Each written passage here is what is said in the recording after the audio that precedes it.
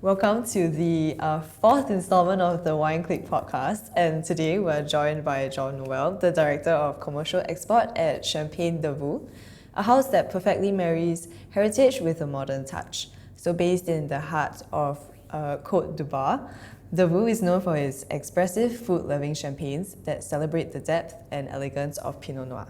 Jean-Noel brings with him over 2 decades of experience in the world of wine, having worked across both the production and commercial sides of the business. His passion for sharing the craft of champagne is infectious, and under his guidance, Devaux continues to delight wine lovers around the world. So we're thrilled to have him here today to talk bubbles, blending, and the ever-evolving story of Champagne Devaux. Merci. Thank you very much. It's a pleasure to be with you today. Super excited to get to speak to you. So before we actually dive into maybe more about the history of Champagne Devaux and the world of wine, I'd love to start with you to know maybe what first drew you into the wine industry, and or rather, was there like a particular moment, a place, or a bottle that sparked your passion? Well, as a French, I think we have an advantage is the wine industry is part of our culture. Mm-hmm. So I think I was lucky to be trained a little bit with my father about having wine with food. The only difficulty sometimes as a French, we are very regional in our wine pleasure. Mm. So I was not born in Champagne. I was born in a district called Vendée on the western part of France, just south of Brittany. So this position, I really was managing to, with my father, to drink mainly on the white was Muscadet, excellent wine with seafood, and when it comes to the red, it was mainly Bordeaux. So, but this is something you see in many places in France, is you tend to drink the local wines. Yes, yes. So I think it's only when you get a bit older that you, with curiosity, you try to look at different wines. But I decided to come to the wine after a first experience. I first started my career in the US territory in the food industry. And then when I came back to France, there was one thing I really want to keep is stay within food and wine. And I was very excited to start with Champagne Devaux to develop the international side of the business. So it's been now 27 years. I know it's a long time, but I feel there's still a lot to be done, not just for the house of Champagne Devaux, but for the champagne industry. Mm-hmm. So I noticed that you mentioned that you started off mostly in the F&B industry. Is it like on the food side? The food no, side. I never work on F&B. I always work in the production. Yes. Oh, I see.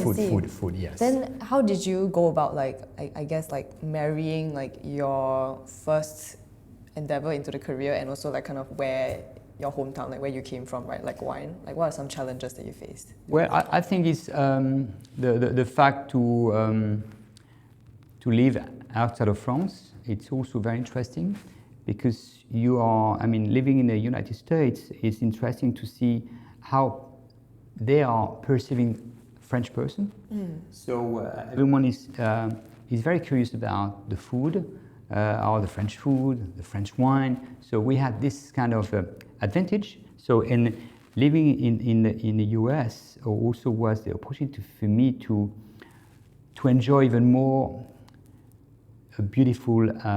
like a different culture. Yes. And France, like many countries, especially in Europe, you drive 15-20 minutes with your car in a little bit different region, different food, different wine, different architecture, sometimes different dialect in terms of the language. So this is so rich. So I think this is something which you learn when you're over, because when you live in France and you don't travel, you don't realize that. So it's by traveling a lot that you realize the chance we have to make it attractive to everyone. Yeah. And so since you are working in export now, I would assume you meet many people from different markets and also different stages of life.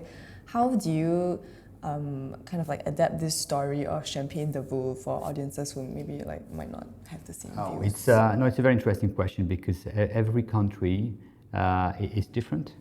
I think it's there is something we have to do is we cannot impose something. We have to adapt. So I think it's try to listen to the where you are and try to make them understanding what is special about Champagne Devaux, and how to enjoy it in the best way. So that means that today, where the champagne is very interesting, is it's kind of expanding the pleasure between, yes, celebration, the important moment of your life, you should have champagne, but there's also a lot of element which is, for me, part of our culture, is about food and wine. And I think it's too many people yet don't understand, don't have this kind of experience, opportunity to enjoy champagne with food. And this is where people will realize the complexity of these wines. Same, Devaux is quite famous for the long aging process. So we have this kind of Cuvée D is more than 10 years on lease. So this is a long process. I mean, to find nowadays a white wine which is more than 10 years old, it's not easy to find.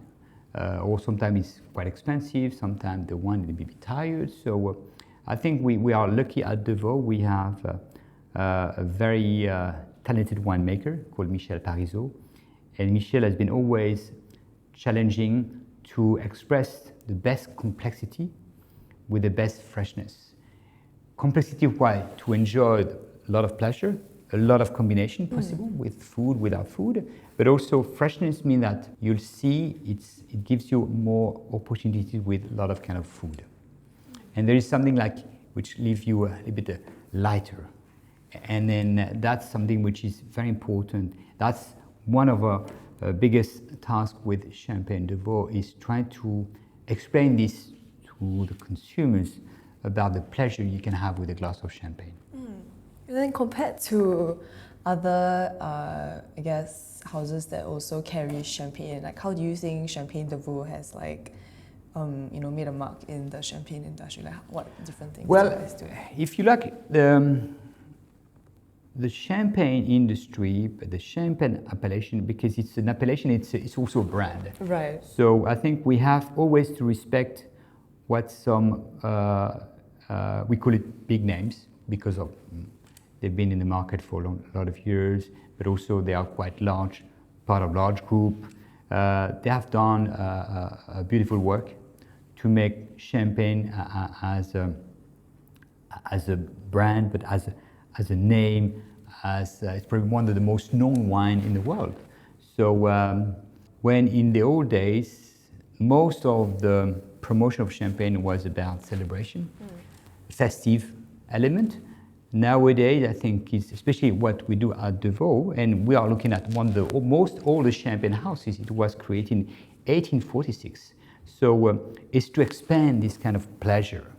And it's been always the topic, but also the motto of Devaux is to explore this kind of, to make it more pleasure. accessible in different contexts. Yes, it's so, and I don't like the word commercial, and Devaux will never be a commercial champagne. So I prefer to be a specialist by trying to share maximum information on how we make the wine today.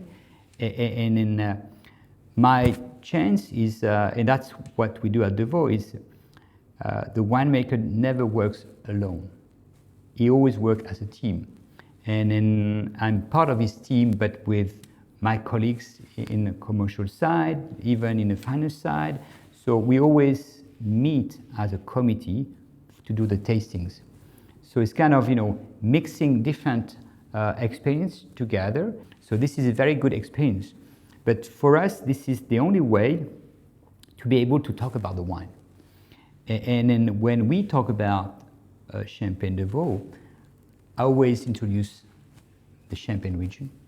I always introduce the region where we're from, because we are very, I would say, privileged to be the reference of the Côte des Bars, which is one of the 4 regions.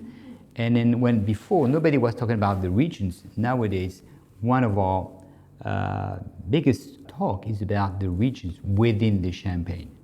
So this Côte des Bars being more south has different terroir, different climate. So, but that brings the diversity of the Champagne today, the diversity of the grapes, the diversity of the style of the grapes within where we are. So I think this is one of our beauty at Devaux is we don't talk about a label. We talk about a style. We talk about the grapes. We talk about the region. So in vinification, this is probably one of the most complex wines. So all these elements may first becomes or feels a little bit difficult to understand.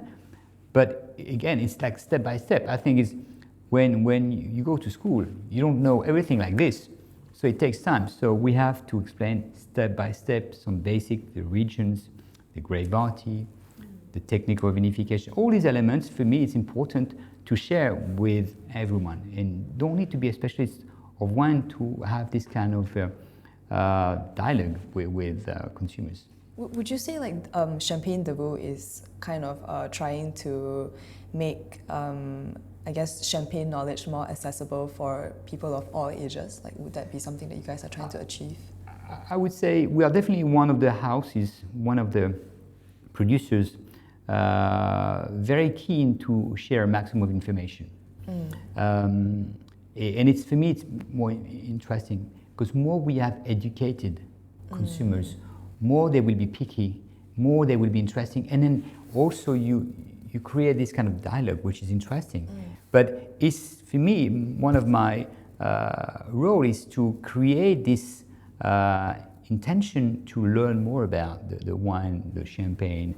So, so it's a very, I think, essential element is to educate people about champagne, how interesting is this wine region, how interesting the wines are, and how you can enjoy these wines. And so it's interesting, but also there's still a lot to be done. Do you think, like, by you guys doing so, it, I guess, garners more interest from your consumers as compared to, let's say, like one of like the bigger, more prestigious champagne brands where like their information is quite guarded? And I think there's an advantage to be in a way more open to sharing. I think it's sometimes the challenge with some more known houses. People have an image on this. So compared to Champagne Devaux, because people don't know much about Champagne Devaux, for me it's an opportunity because we can drive them, we can share a lot of information, and then it's not just a label. Right. And then it's funny because we were saying in the old days, even today, people they drink a label. Yeah. And then I say we have to accept that. We have to accept that younger consumers, when you know not much about champagne, so you have to start by something. So it's easy to start by a name you recognize, you have seen maybe in nightclubs, in parties. So this is a normal process. But once you grow, when you learn about wine, you drink more wine, so you also create this kind of appetite to know more. So this is when you are moving away from the commercial champagnes to more exclusive, more unique wines. But I have to say, the winemaker of Champagne Devaux has been always keen to make a style of wine which are accessible to everyone. So we don't want to make a champagne which is so special that you're only touching a niche.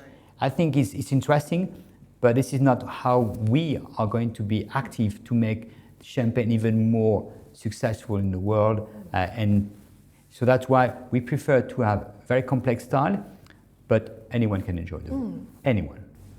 Also, since you work so closely with the winemaker, do you think it's difficult for Champagne Devaux to kind of stay true to its roots while also still being innovative and like new wine methods? The challenge has been maybe more in the last few years in the vineyards.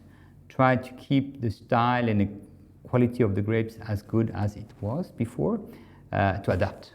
So adapt to climate change, severe conditions sometimes, very cold, very warm, a lot of rain. Are these conditions a lot worse than it was before?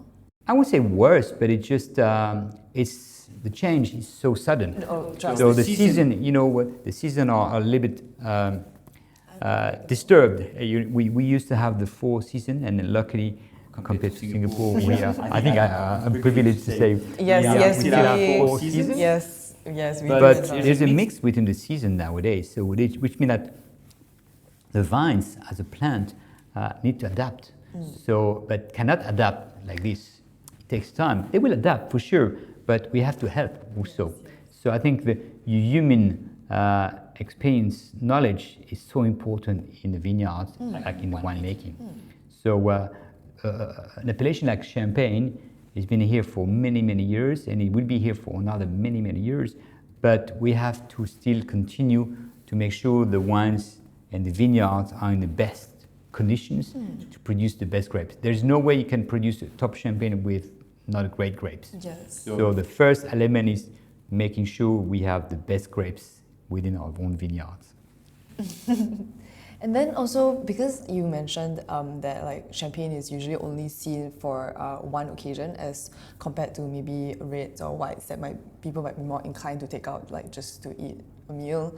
But what do you think is something that truly sets champagne apart from like the still wines like reds or whites? Oh, very interesting. I think is if I take like this QVD, our flagship wine, so very complex, among the most complex wine, you will realize that, wow, my God, this wine is such an interesting white wine first, but with advantage to be also bubbly.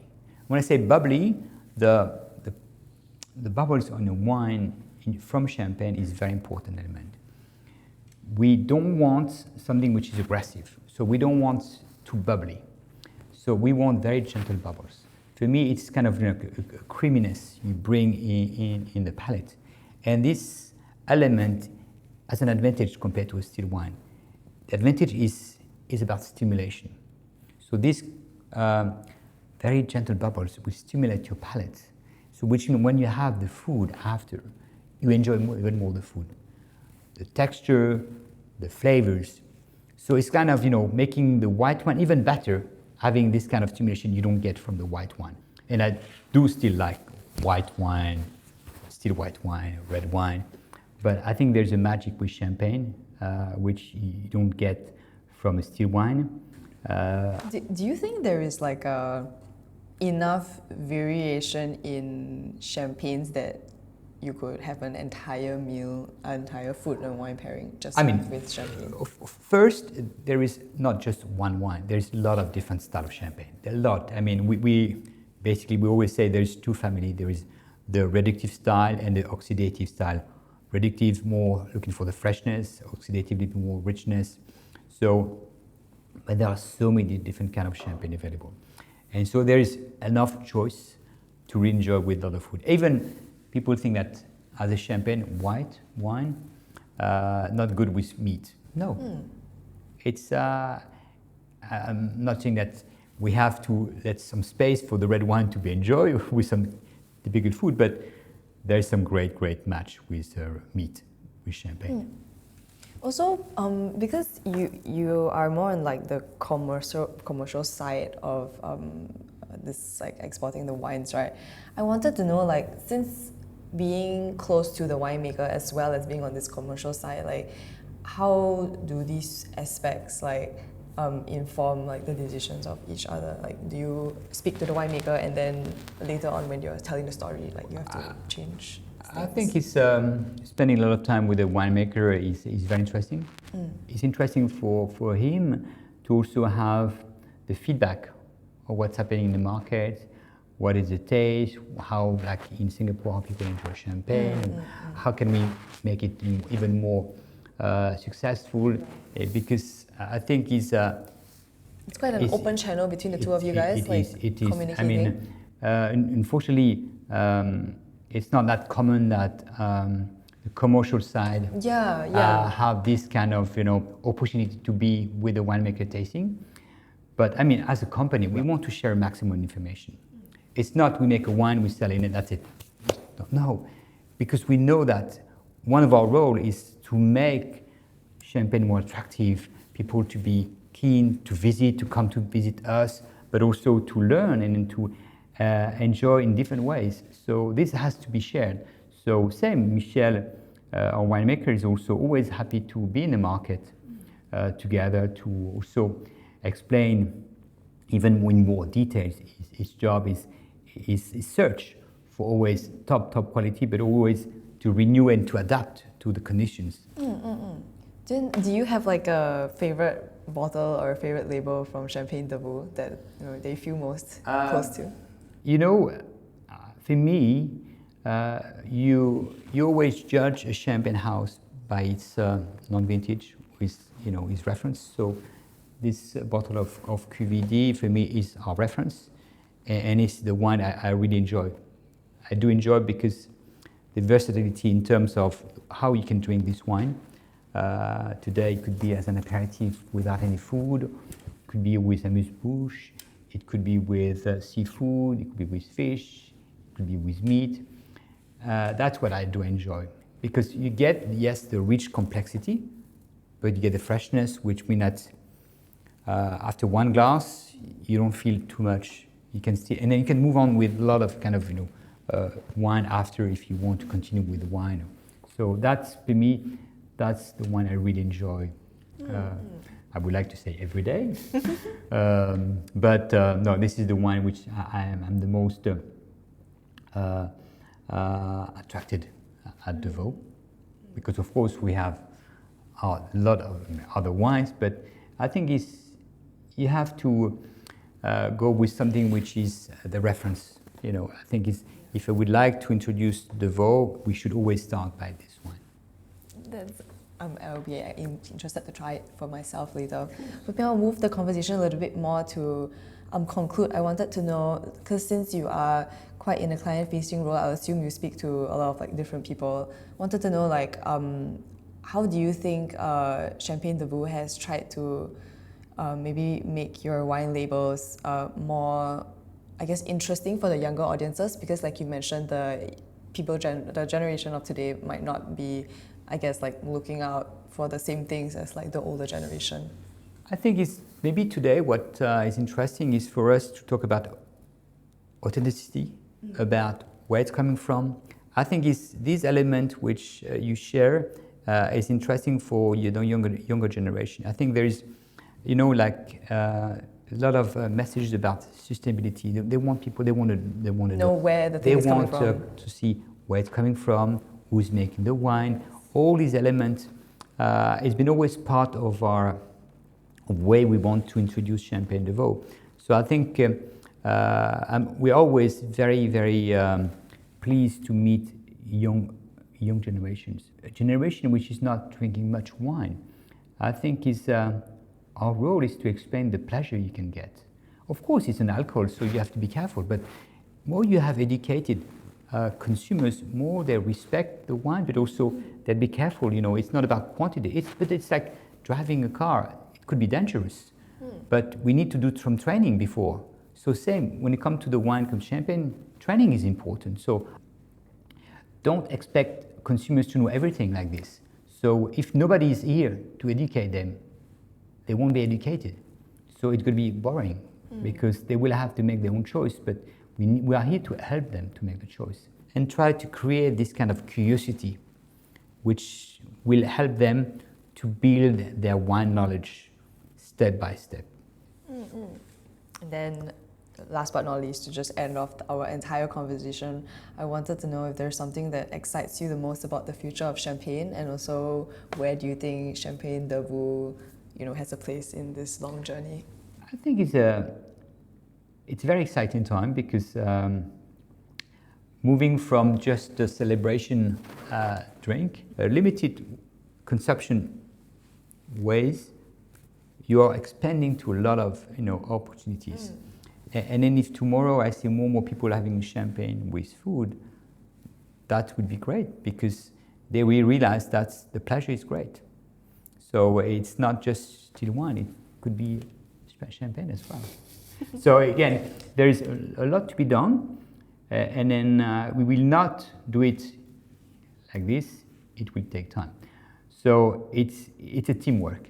It's a teamwork because we as Champagne Devaux alone, we cannot do it. So we need support of our local partners, so Clique here in Singapore, and then the customers. It could be retail, it could be restaurants, it could be hotels, but even consumers. Every time we do this kind of dialogue with consumers, we know that they become ambassador on Champagne, on the Côte d'Ivoire region, on the brand Devaux. So, and then we know that they will share this kind of information. So it's kind of a step by step. So, and then for sure, Champagne Devaux is one of the most active house to do this kind of promotion, how to enjoy champagne. Do you think you guys are kind of forced to maybe step out of your comfort zone to come up with more innovative ideas as to how to approach this? I think it's not forced, but I think it's, as I think I said earlier, it's, when you see the complexity of these wines, how much effort is done within the vineyards, how many people work to the finished product. It would be a shame to see a person enjoying this like this in a few seconds, not even taking the time to enjoy it. I'm sure the person will have pleasure, but the pleasure could be much more interesting, much larger if it's done in the proper conditions. So in food, for me, it's one of the most interesting combinations. You know, matching food and wine has been always such an interesting part. So you always think that some will work, sometimes not so good. It's like in our life, you know, sometimes you make mistake, sometimes you're not succeeding, but it's okay. You learn from that and you move on. So I think if it was too easy, you become lazy, and it's never good. You should never be lazy. Always work to improve. So this is what Michel, our winemaker, is doing. Always improve, always to keep the quality as high as possible. So our role is to show this to the public, is trying to make it more available. I mean, at our level, we are still limited size production company. So, but if we can bring this pleasure to a maximum of people, that would be one of our biggest pleasure. I wanted to know what's your most, most interesting or surprising food pairing with champagne? Oh, there's many. What's your top? Many, your I would top say, favorite? sometimes probably on red meat. So people think that red meat should be only be done with red wine. With champagne, but it could. It's always a question of how you cook the meat, the quality of the meat. But there's a very interesting match. You know, when you go to a restaurant, you decide to go on the dishes, and then you go for the wine. You know, it should be the opposite. Why? Because the chef can always make adjustment to the food. The wine is done. It's finished. So we should go to a place. I'm going to have this wine. So now, chef, what can you cook to match this? Of course, luckily in a lot of restaurants you have the tasting menu, and then also the sommelier has built wines to match these dishes. That's the best experience. So we have to also listen to the chef, listen to the sommelier. They are the best advice. So I think if you go to a restaurant, for me, it's not to eat the food I cook at home. It's to be surprised. Same with the wine. It's not always to drink the wine I have at home. So it's to be surprised by the sommelier. So we have to give them this opportunity to give us advice. So to me, that's part of the pleasure in going to a restaurant. But again, it's my pleasure. But everyone has to also find its own, I would say, equilibre, we say, balance. So same with the wine. I'm not expecting everyone to enjoy as much as I do, but try to make and taste and then you can make your own judgment. Thank you so much. I really enjoyed myself hearing, I guess, like the world of champagne from like your point of view. I've learned a lot. It was Thank my you. pleasure. Thank Merci you. beaucoup. Thank you so very much for speaking to me today. Thank you. Merci beaucoup.